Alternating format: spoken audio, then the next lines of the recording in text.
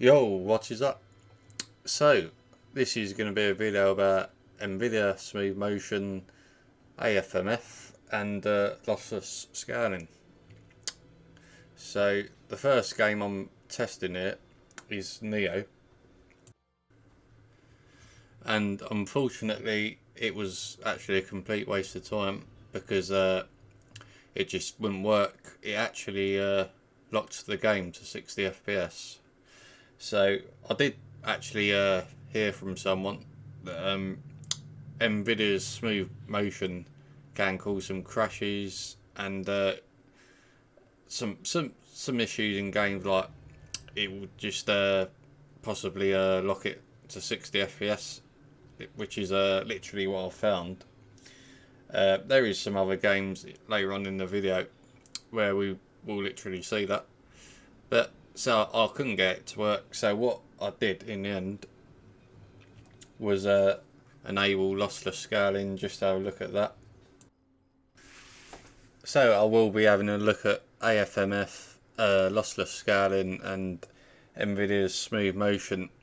So, I mean, I think, well, what I've found so far is it's great when it works, like Nvidia's Smooth Motion, although it can be a bit temperamental.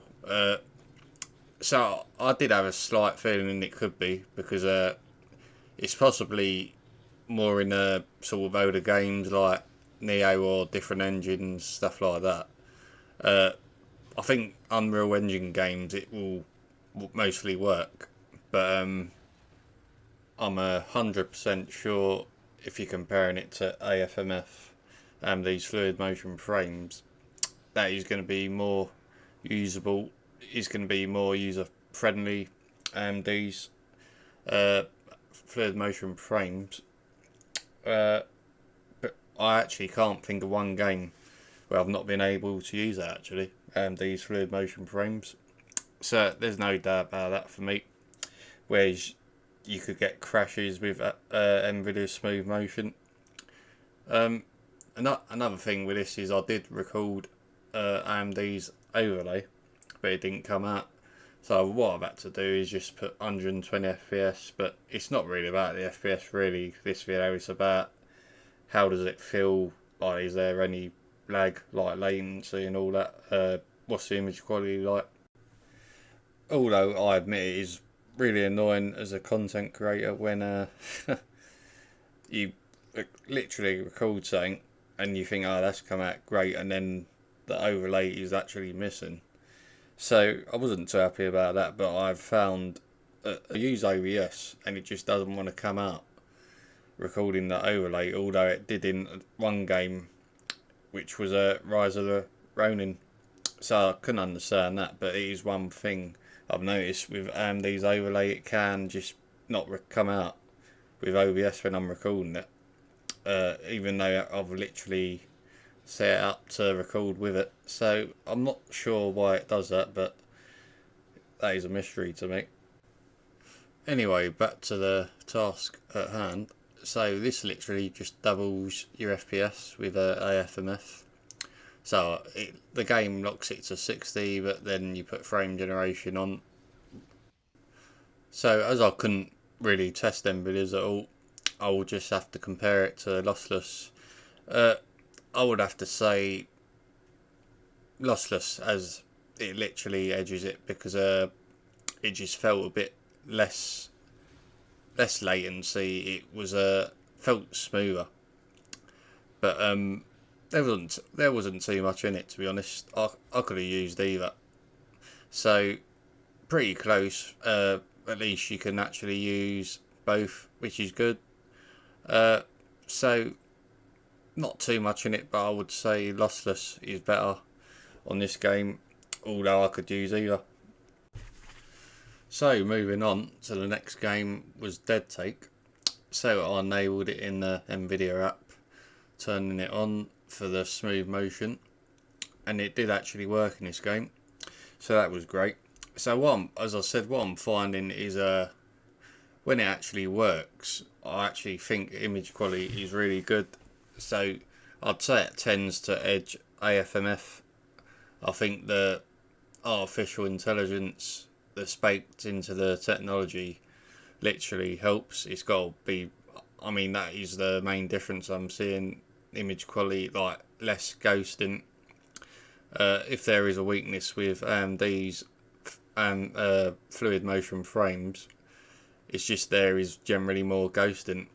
All that is very game dependent. So some games it looks really good, these, but then I would say you're literally going to run into more ghosting issues with it. Whereas Nvidia's is very good. I'd say I think it's what I've found with Nvidia's technology, as I've said in the past. It's really good when it works, but I do find there's just a lot of issues sometimes. Like you can get crashes with their technology or stuff like that, and that's literally what we've seen with the Blackwell series. But so I think if it's working, it's going to be really good. That's literally my feeling on it.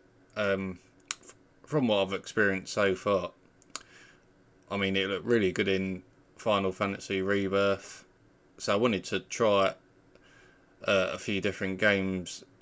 It's a bit annoying that I've picked a few games where it's not working, but as I said, I think generally it's going to work in most of the newer games.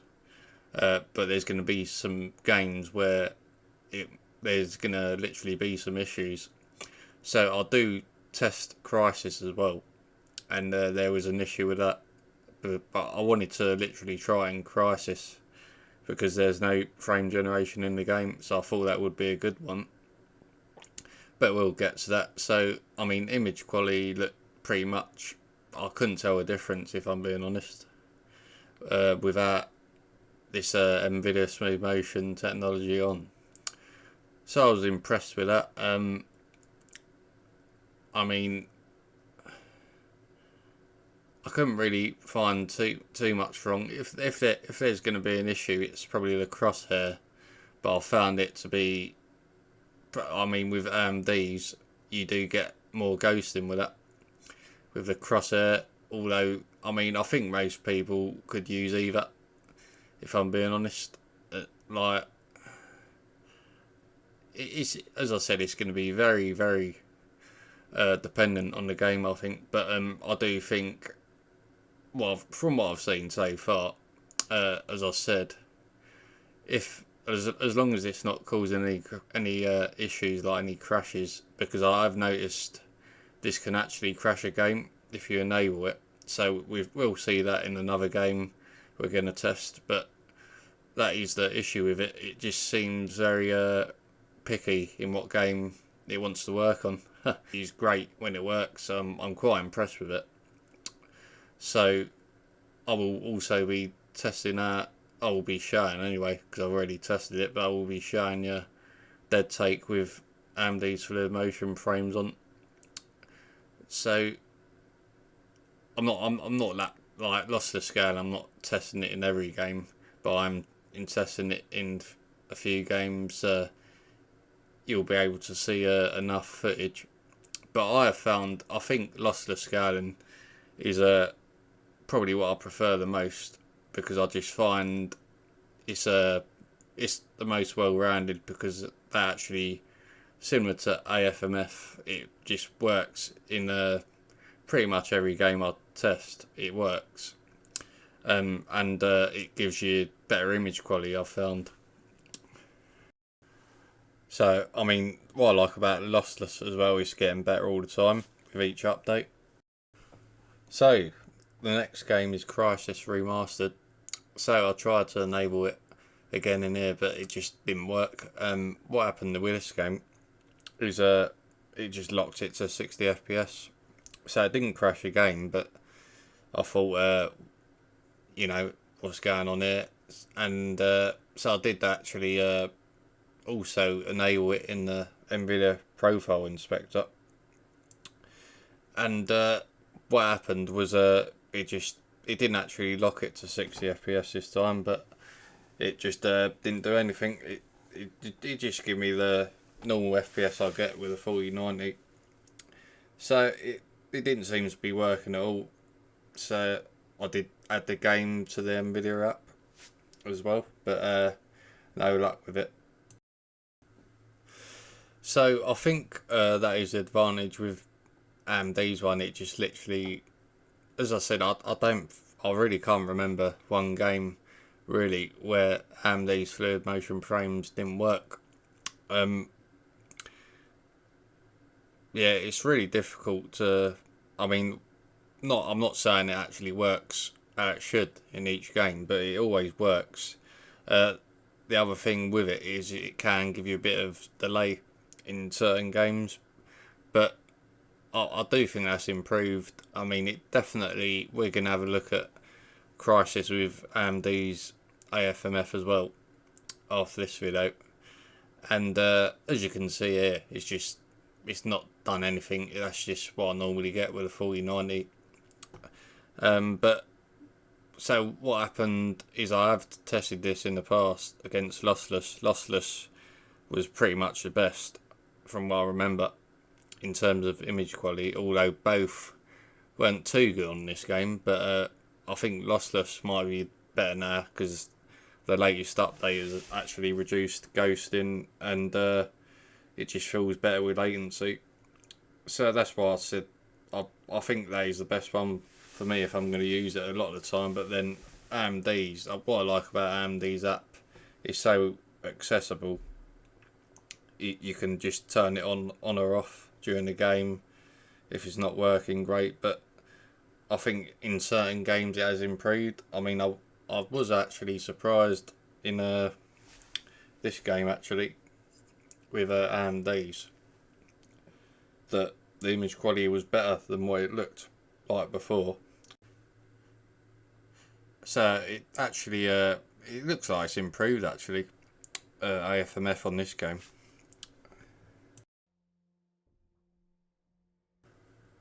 So again, you'll have to forgive me for the overlay not showing up on this game. But my intention was to record the overlay, but again, it's not really about the FPS. Although I'll give you an estimate of what I was getting. So, I mean, that's good enough, I think. So what I've done was, for some reason, well, I know why. It's because I can't start off from where I did on my Nvidia system with this game, so I'll have to copy the file over because it doesn't save on the cloud, unfortunately. I did notice that with the echoes at the end actually, because I was trying to literally carry on from where I did on my other system, and I found I was at an earlier stage of the game. But that's because I found out recently they actually it saves it in the C drive, so that's why that was happening. But yeah, I was actually because I do remember a bit of sort of like input delay as well when I turned AFMF on in this game before, but I think AMD must have improved it at the driver level or something, because it felt alright when I turned on.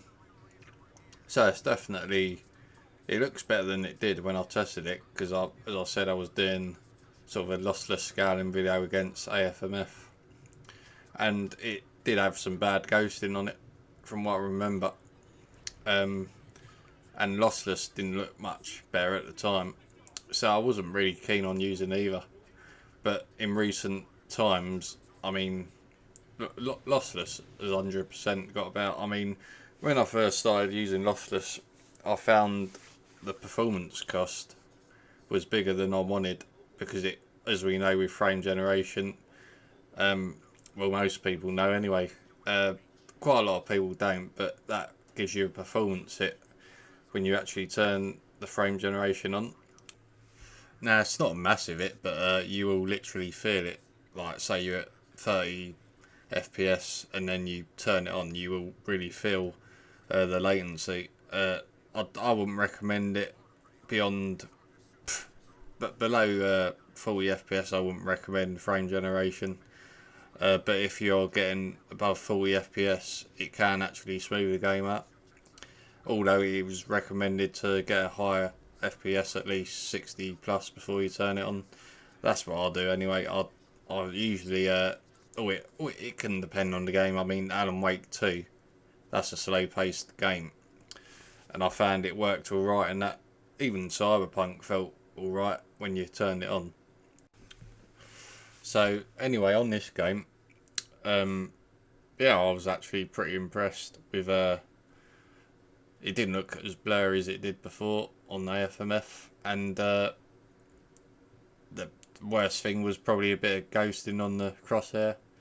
But you can literally, I think I can take that because the last time I played Lossless, although it wasn't consistent, every now and then you would see the crosshair sort of ghost a bit, but everything else looked pretty good.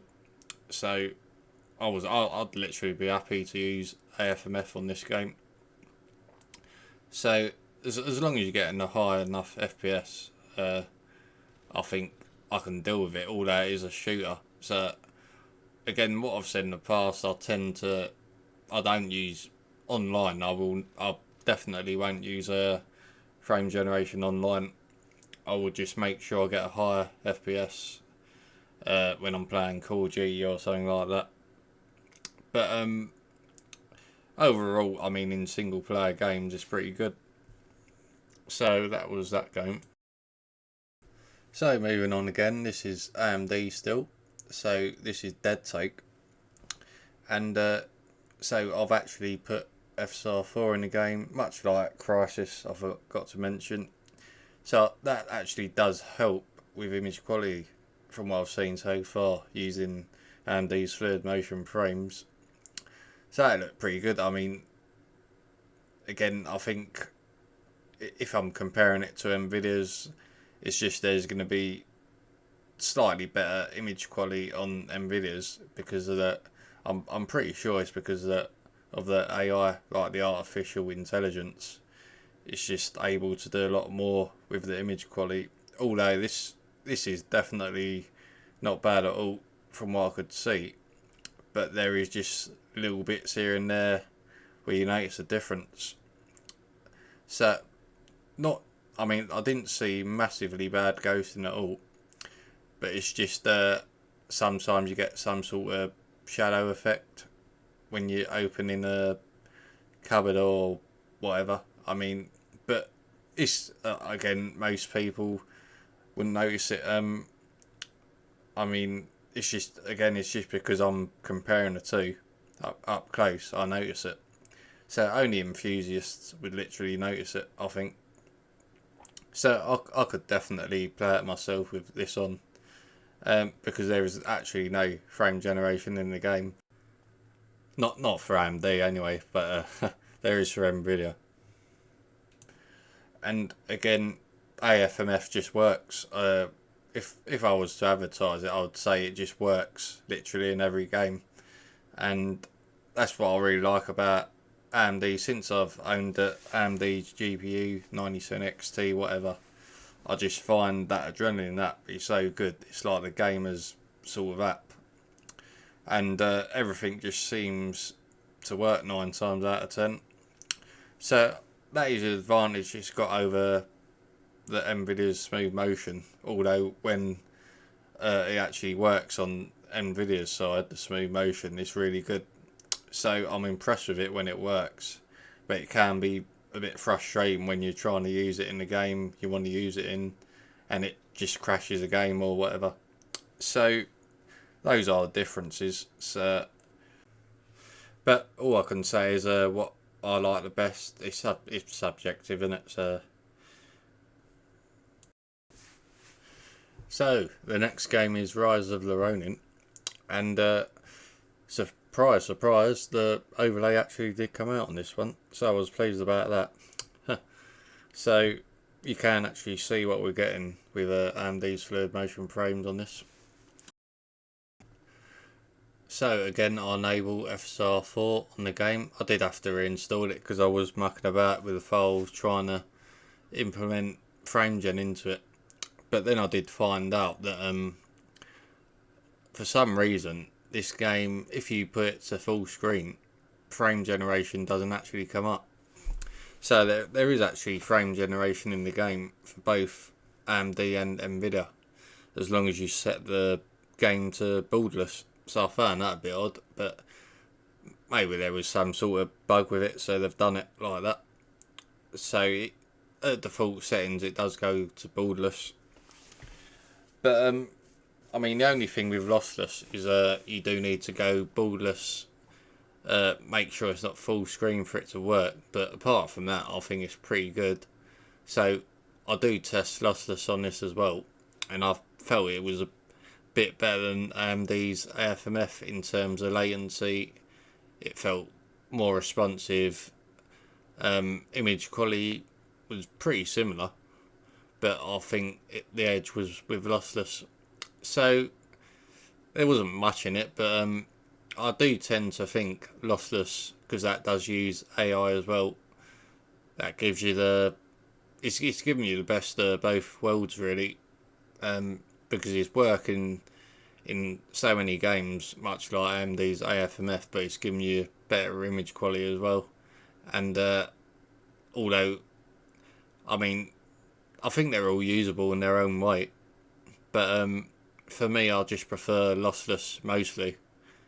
And it's just, as I said, it seems to be getting better all the time. That in the latest update there is reduced ghosting, so it is really a great tool, especially considering how cheap it is on Steam. I mean, it's an absolute bargain. So for people that haven't got access to multi-frame gen that want to use it, and they've got a 4000 series GPU, that's another great option. Nvidia Smooth Motion is a great option when it works, but it does seem to be, unfortunately, there's some issues with it where it can crash a game.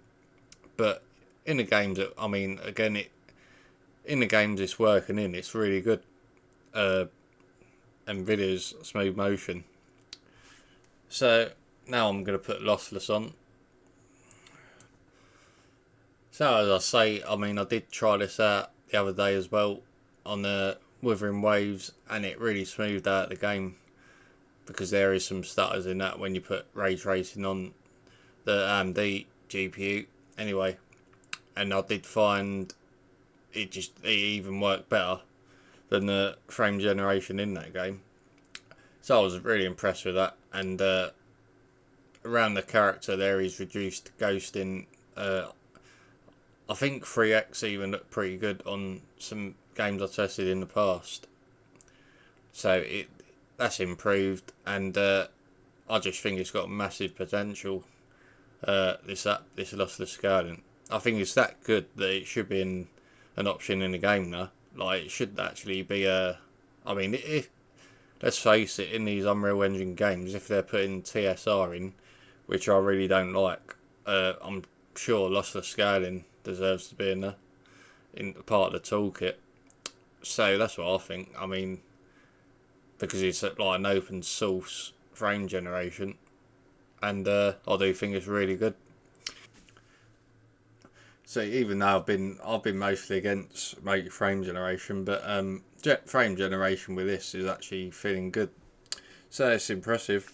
Anyway, thanks for watching, and I'll see you in the next one.